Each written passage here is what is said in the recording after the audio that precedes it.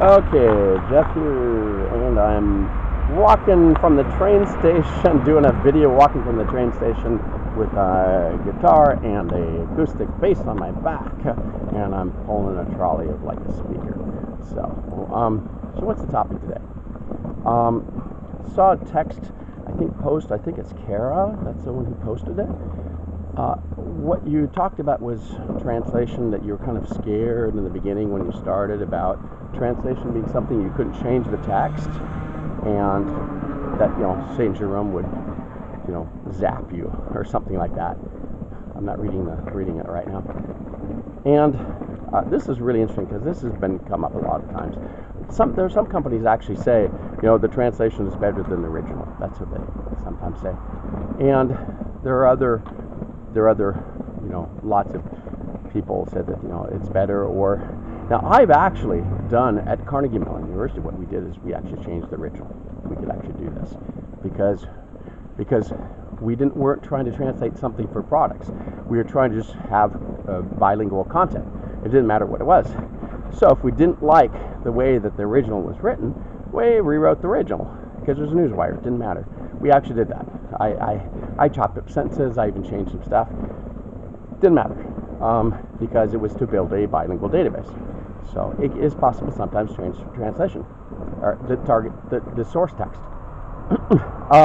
But I've said in some of my recently, in some post or some video, was that half of my career was spent doing it was about a plain language post. And I said half of my career was spent working in areas of plain language, or not half of my career. Half of the time that I worked on translation, technology, and services in my career, or language and language translation. It's not always been that. Half it's been involved in its context where we could control the source side. That is, we could change it and modify it and do all that and kind of deal with it up front. And then half my career is dealing with it where you can't change it because you're in some language service provider, you can't change it and you're just stuck with it, right? And it's too late to be able to get the people of the source language to change it. So, and then you do what we dealt with. We go to technology to fix the fact we couldn't change the source. Okay, right? I'm not kidding. So this is kind of a fun dilemma and a fun thing to think about. And an article I think is worth for you reading is when I wrote in 2002, I think it was 2002, the original came out in Multilingual Magazine, and 2003 it came out in the annual Localization Reader. It was called something like, you'd have to look it up, it's up on my academia.edu.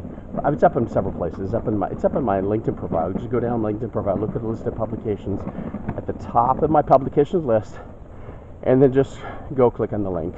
Or click on that, find the PDF or the Word document, whatever it is, and then click on the one of this thing. So 2002 and 2003, but the 2002 one is the original one, which is the same, right? They just recopied it with permission, and so it's called something like using the Bible as an untapped database for machine translation technologies, something like that. I can't remember exactly what the title was, right? Because it's been that long, 20 years, right? It's been 20 years.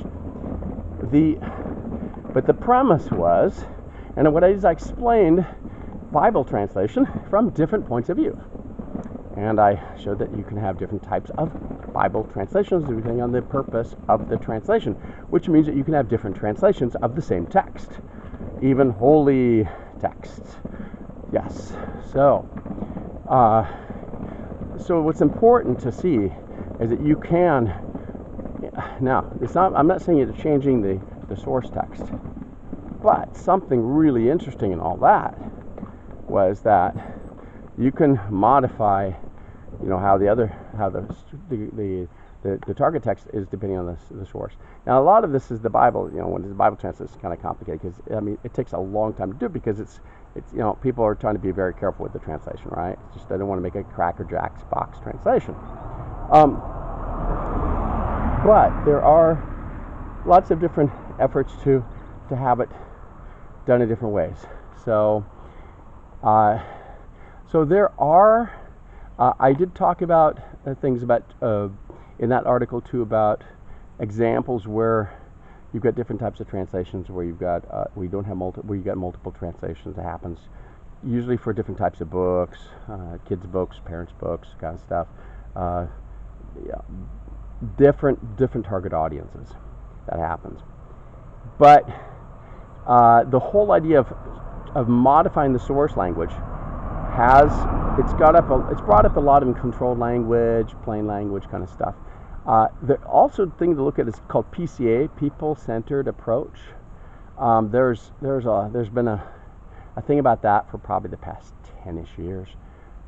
It's kind of gone down, right? I don't hear talking people much about it right now, but it's called a PCA approach, and that tries to modify the text as well to be more kind of more to your audience and stuff. But then what happened is that affected the risk of that and said, folks, if we do all the changes, it's going to affect the translation memory and screw up our whole entire database, right? So I said, you got to be careful doing this, using this stuff. You don't want to be changing all these new approaches because it sounds cool, because then you won't have any pickup. It won't be able to pick up on your translation memories, and we'll lose all of our leveraging. So, so these are some things, but there have been initiatives to do this that have been serious. It goes up and down, comes around in cycles, hype cycles. But we all know that this can be done. It's been attempted to do this. I actually did a presentation internally on this in 2015, applying this plain language, control language principle, or I call them simplified writing principles. What we used to use in rule-based machine translation, I actually applied it to statistical machine translation, so stat MT, to see if it would affect as much. So, and we asked John Cole. I asked John Cole about this in a 2015 when he came as I invited him up to one of our internal conference talks. So he talked about it because he's the one that wrote the Global Style Guide of the Global English Style Guide, right? He had me review that for him. But there have been lots of attempts to do this, to modify modify. It depends on what point you modify, right? At what point you change the text.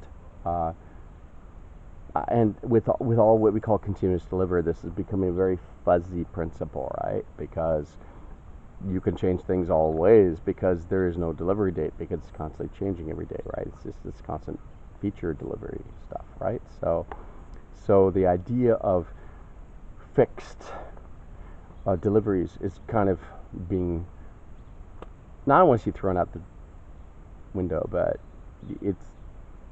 it's being dealt with, because we can't do this. It's really hard to do this in real time.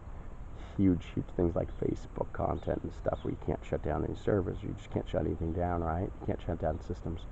So they deal with this and having continuous feature delivery. I mean, a lot of companies are doing this, right? This is nothing new. They talk about it at conferences. But I think there have been, I'm trying to think of just a couple more. Another thing I've seen, yeah, those are the kind of the main ones. It kind of goes back and forth. I mean, people kind of come up with new ideas and new names for this thing all the time. So I got a motorcycle go by. I've got it out the street. So, but I'm just trying to think, what else do I know off the top of my head here? It's pretty much those things. Again, it depends on what time you change it, right? So, again, what we're saying, the assumption is that you get these fixed deadlines, but if you don't, then you're constantly changing it. You can do it whenever you want, right? So, and sometimes how many cycles you've got to do iterations of content writing, right?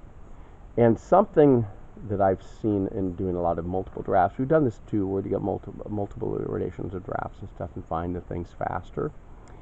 I'm just trying to think of other things. Authoring memory, we dealt with a lot of my authoring memory kind of iterations explaining that. What are the things here?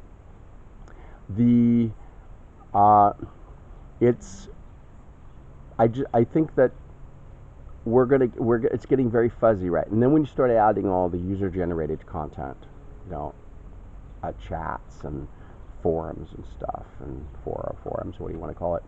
This is really online, you know, platforms and stuff. This is making it much more difficult to determine if, because there's edit functions, right? You can change things and people can edit their stuff. They're allowed to. They want to take it out, delete it, so they can edit it. So all this is kind of becoming a new approach that we're having to rethink what is source content, what is translated content, and really there's no fixed points as much as there used to be. No, it's not this deliverable stuff. So I put that in the context there, and hey, you can't get zapped for this, right? Because it's a lot of fuzzy boundaries. So so keep going with it. You know, it's fine. And I'm constantly, I mean, what I do is I do videos, right? So this is kind of the proof of what you're saying here, because my videos are all these videos I do, including video books, right, or series, or what do you want to call these things? I don't know, series of lectures or video books or whatever on certain topics. They're never finished, right? So when I have discussions with people and things, lunch or on the train or whatever, I'm going to make a new video and insert it in a certain place in the playlist. So I'm going to actually impact my source content. Or I'm going to revise something and saying, oh, I had this another discussion, so this impacts it. So I'm constantly doing this. And this impacts the fact of my translations, because what I do is I set the subtitles. I set subtitles in all my videos to on in English, right? Well, I do in English and French, kind of depending on the language. But then I set the titles, and that allows YouTube to do translations. So this affects the actual translation as well, because I'm adding new videos in, which affects the translation of the whole playlist, right? Each video is separate, but the whole content itself is a fixed block, right?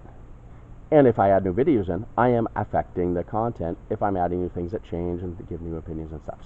So this is something that to think about in kind of how content, think of content now as this fuzzy kind of database thing where it's not fixed anymore, right? It's evolving, and a lot of this can happen. I do videos, just great. This one example, right? So look at those things. Hope this helps. Gives you some more thoughts, food for thought for the day. Thanks so much.